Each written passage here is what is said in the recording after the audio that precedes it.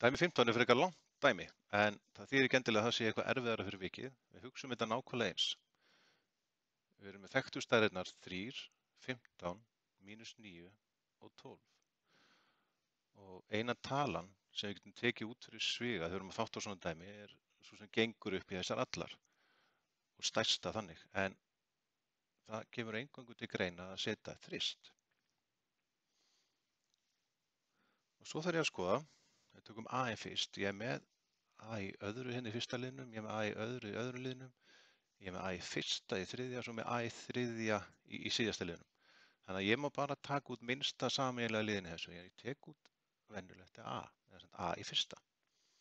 Svo skoði ég B-in, fyrst er ég með B í öðru, svo kemur B í fyrsta, B í þriðja og í síðasta liðnum er B í öðru. Og eins og í fyrsta liðinu, ég má bara taka út minnsta sameiginlega veldi í þessu, þannig að ég tek út B í fyrsta. Svo skoðum við C-ið og það er sama þar. Minnsta C-ið, eða sem með fæstum veldunum, er bara C í fyrsta, í síðasta liðnum. Þannig að ég tek út C.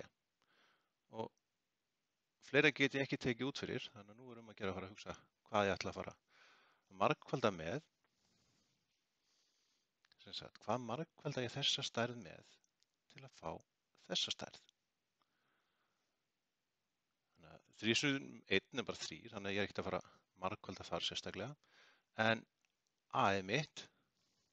A sinnum hvað er A í öðru? Það verður þá A. B sinnum hvað er B í öðru? B. Og C sinnum hvað er C í þriðja? C í öðru. Tökum næsta þátt. 3 sinnum hvað er 15? 5. A sinnum hvað er A í öðru? A. B sinnum hvað er B? Og ég þarf ekkert að gera þar. Þannig að ég set ekki B inn. Og C sinnum hvað er C í öðru? C. Og þá er ég búin að þátta liði númer 2. Tökum næsta. Þá hugsa ég 3 sinnum hvað er 9? Og ekki bara 3. A sinnum hvað er A? Það er bara 1, þannig þarf ekki að skrifa það. B sinnum hvað er B í þriðja? B í öðru. Og C sinnum hvað er C í þriðja? C í öðru. Tökum síðasta liðin. 3 sinnum hvað er 12? Setjum 4. A sinnum hvað er A í þriðja? A í öðru. Og B sinnum hvað er B í öðru? B.